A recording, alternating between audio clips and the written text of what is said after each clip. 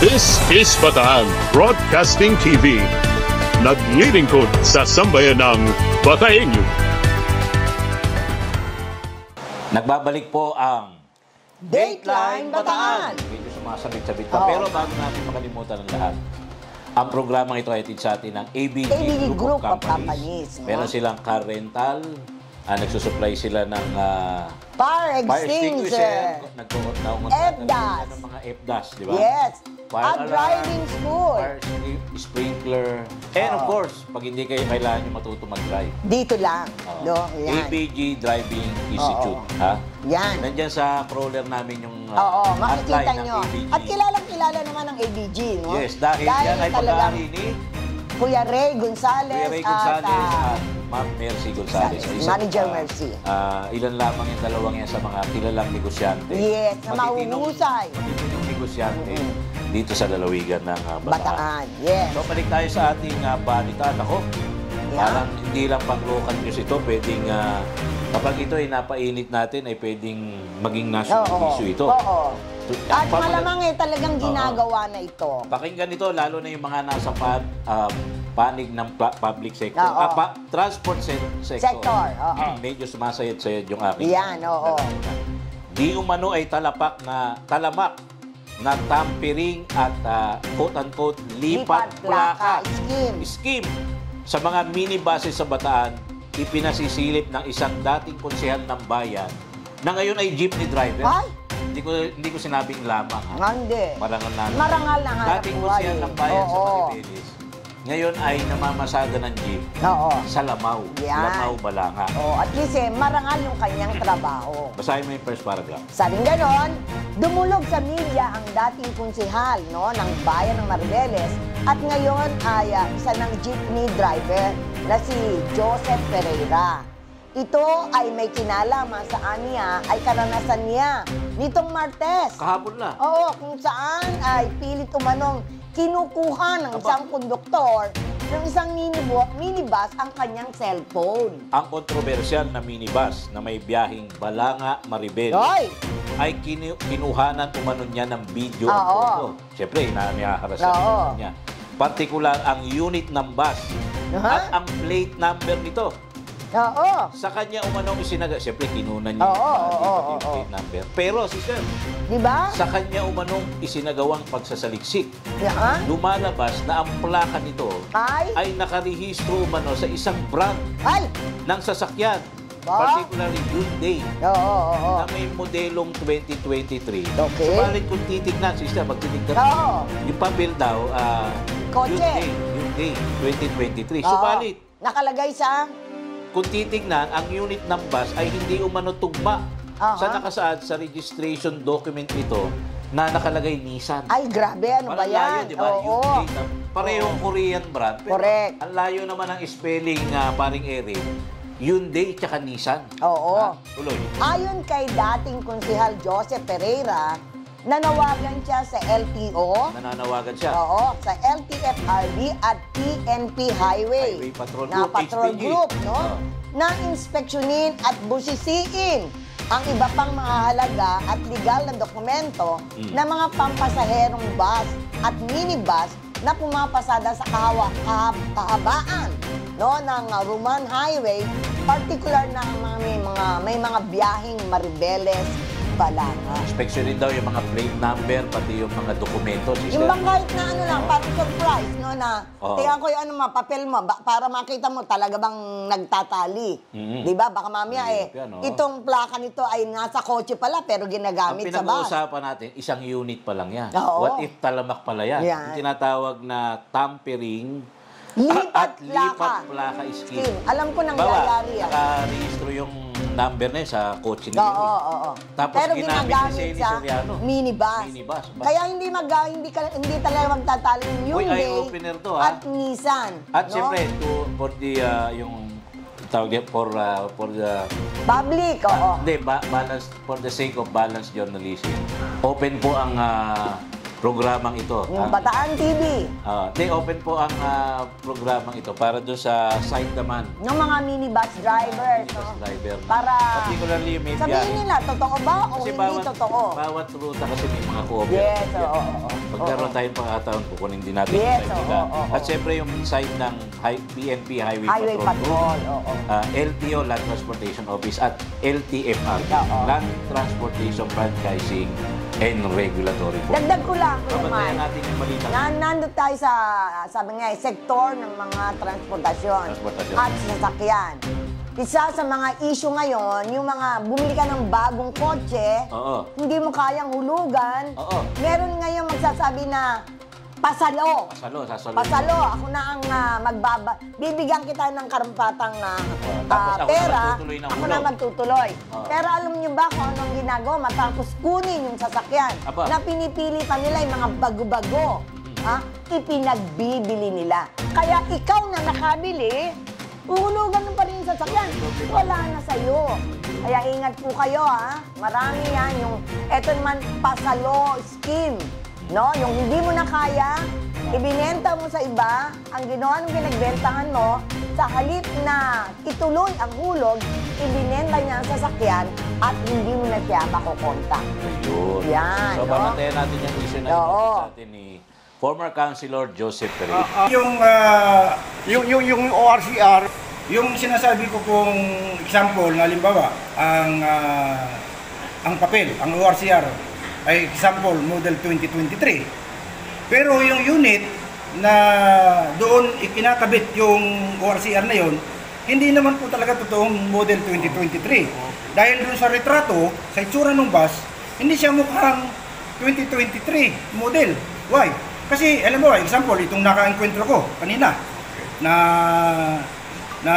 bus na hinahablot pilit ng konduktor, yung aking cellphone dito sa lugar ng Orion, Bataan, sa may Puting Buhangin. Hinahablot niyang pilit. Nakuhanan ko po ng video. Tapos, nakuhanan ko ng retrato yung unit, tsaka plate number, naplakahan ko. Nag-research po ako yung plakang plate number NIK 5365 po yata. Ba't kinukuha yung cellphone mo? Ba't kinukuha? Pinukuha ang pilit at di ko alam doon sa konduktor na yun dahil ang sinasabi niya parang naaagawan sila ng pasahero. Siguro ayaw nila na may jeep na namamasada doon sa highway. Ay, ruta din namin yun eh. Balang alam mo ang biyahe namin.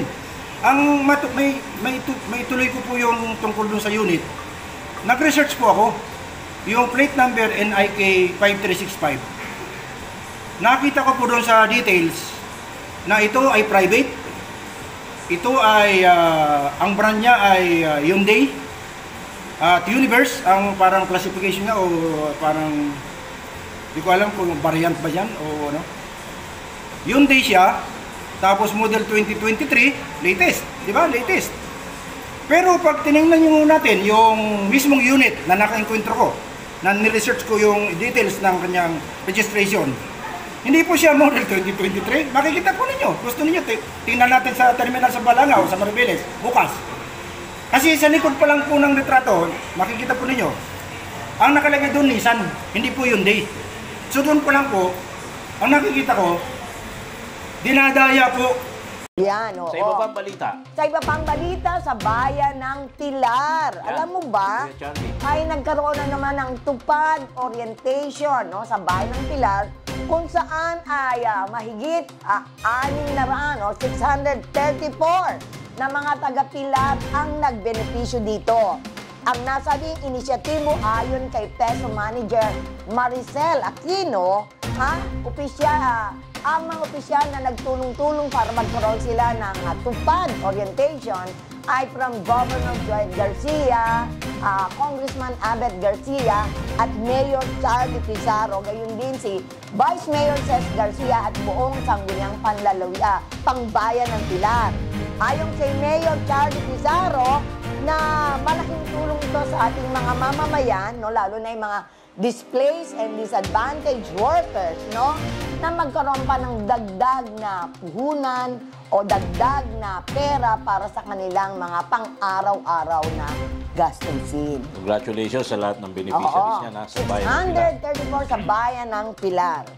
mula sa bayan ng Pilar ay dumako naman tayo sa bayan ng Maribeles. Yan, gusto ko yan. Pero mga mangingisda at mga tagapagtaguyod ng kalikasan sa Bataan nakiisa sa pandaigdigang araw ng pagkilos laban sa fossil gas. Yan. Sa kabila ng malakas na hangin at matataas na alon, nakiisa mga mangingisda at tagapagtaguyod ng kalikasan sa Maribeles, Bataan sa isang fluvial protest bilang bahagi ito ng Global Day of Action laban sa fossil gas. Ito ginanap noong November 11, 2024. Pinangunahan nito ng Nuclear Coal Free Bataan Movement o NCFBM kasama ang 20 bangka ng mangingisda at 50 na kalahok mula sa sektor ng pangisdaan at mga aktivista sa kalikasan. Ang aktibidad na ito ay kasabay ng pagbubukas ng ika-29 na Conference of Parties ng United Nations Framework Convention on Climate Change. Ito ay sa Baku, Azerbaijan.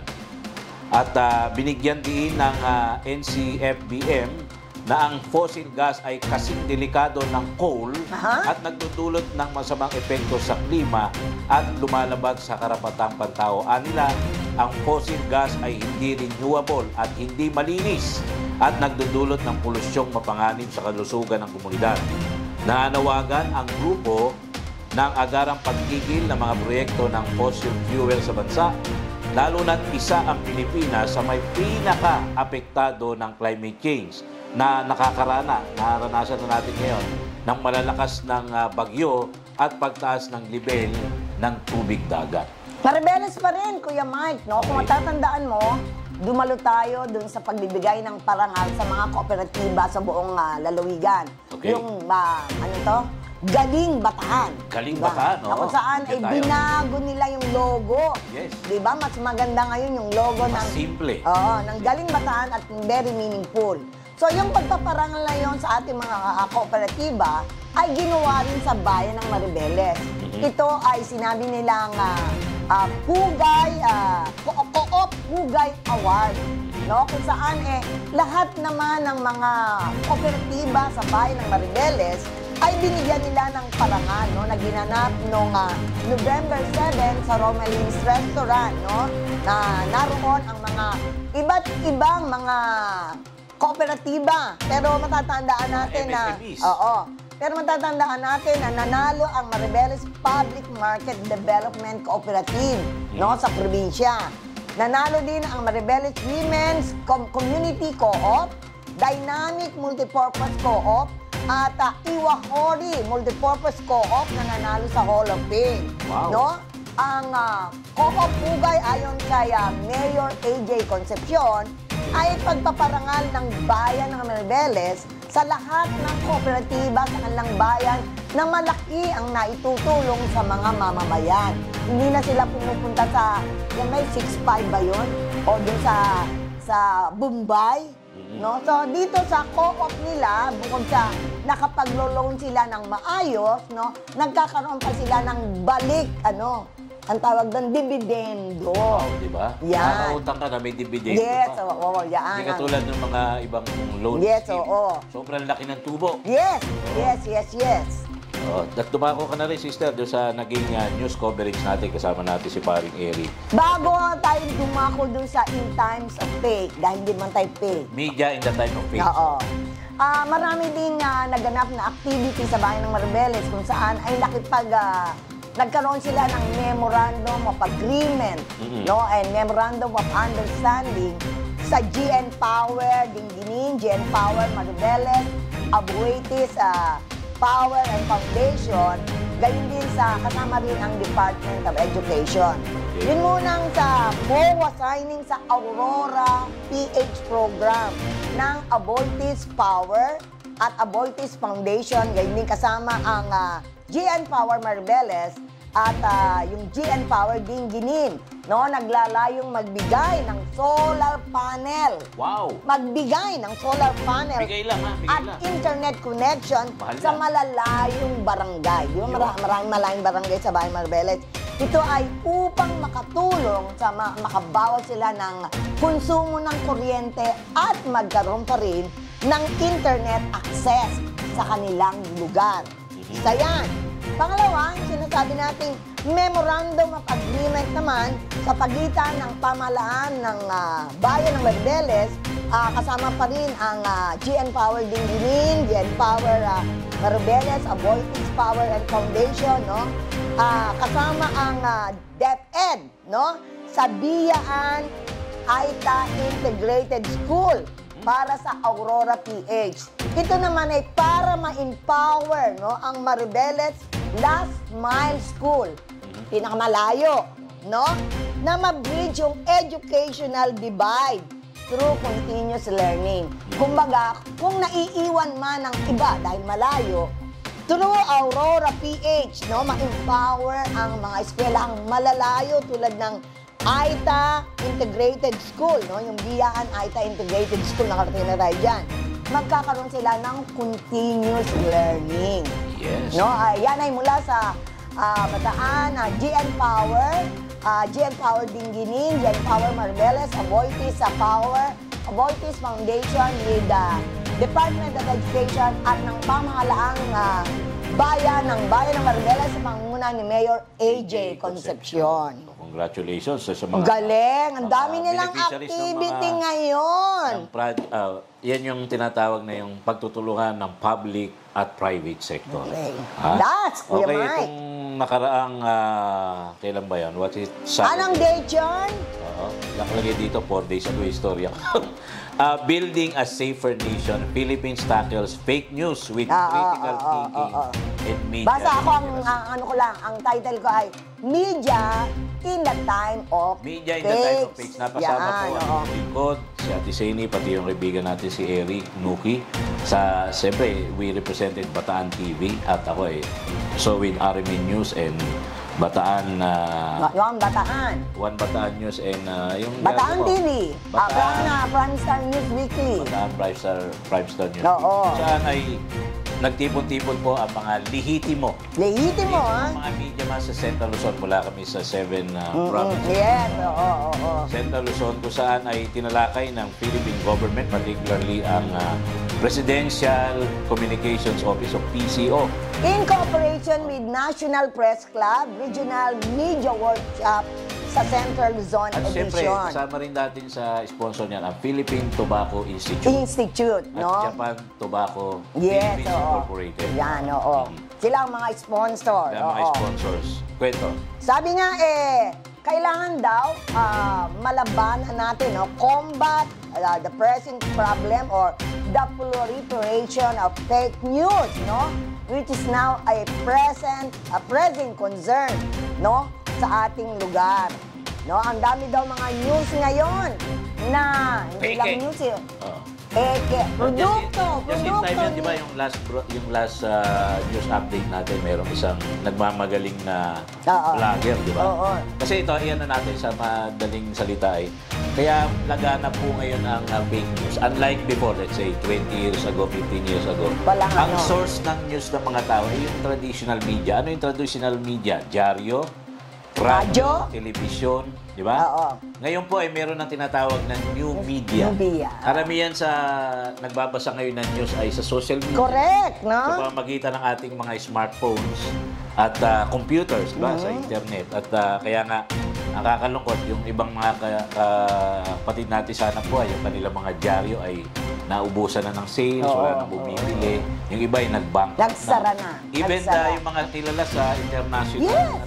New York Times. New York Times, di ba? Talaga nag-ano na sila ng huling edition nila. Dapat makabintay Isa na yan, yung Reader's Digest. Yes, that's another, no? Kasi nagtatransform na sila from print to online. Online yan. Online. Media. Kaya nga, sabi nga ni Asek Weng Hidalgo ng Philippine Communication Office, no? Presidential Communication Office, no? Sabi niya, it is so easy to disseminate information now, no? To a mass audience with social media as a platform, no? Noting that Filipino people, no, spend the longest hour tayo na yung Facebook, online and social media. At tayo rin, no, yung lahat ng adult Filipino, 72% nating lahat, no, ay gumagamit ng digital platform. Sinama rin ni Assistant Secretary Weng Hidalgo o TIDA ng PCSO yung framework na SAFER framework. Yes, oo. SAFER, which stands for Suspect, Apprehend, Filter, Educate, and Report. Yung bawat elemento niya, each element guides individuals in identifying misinformation, verifying sources, educating others on media literacy, and holding purveyors of fake news accountable. Ang ano yan, Kuya Mike? Kaya idiniscuss sa amin yan. Kami yung gagawin nila. Yes, oo. Tagapagturo sa publiko, katulad nito, yung kayong mga nanonood. Oo. Kaya, para ma-fact-check nyo. Tayo talaga yung as newsmen, tayo talaga yung sources yung dapat na reliable source of information, di ba? Oo. Yan. So, kailangan ma-fact-check nyo. Sabi nga ni Jose Torres, no? The torchbearer of headlines, no? News headlines. Sabi niya, it is crucial ngayon, no? The media news should have a counter affidavit. Sabi, kailangan ma-counteract natin, no? Ano yung mga gagawin?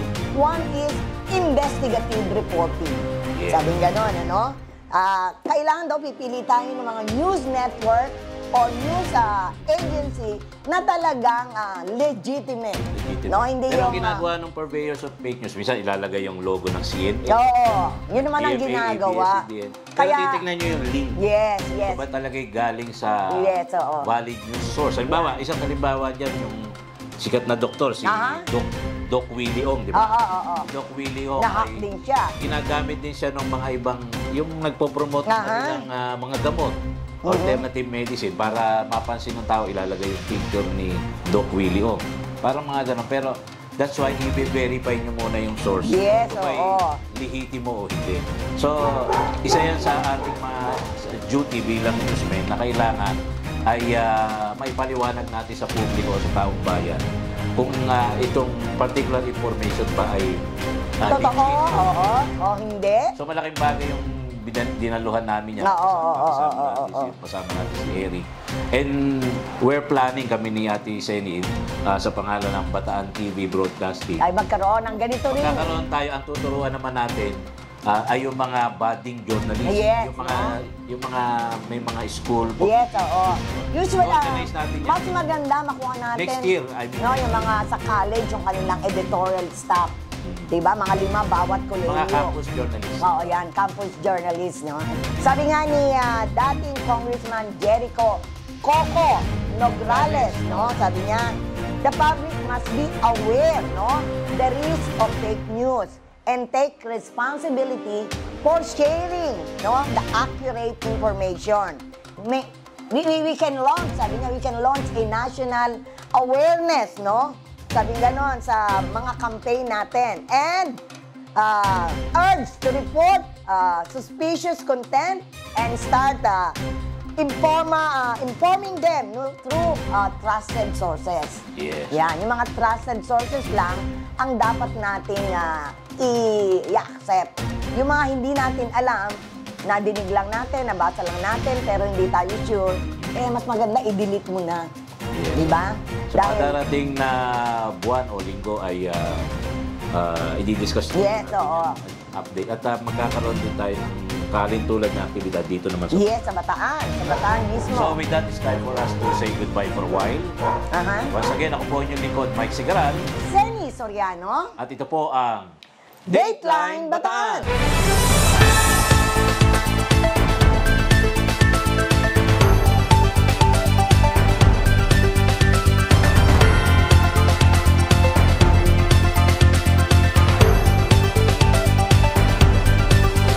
This is Bataan Broadcasting TV.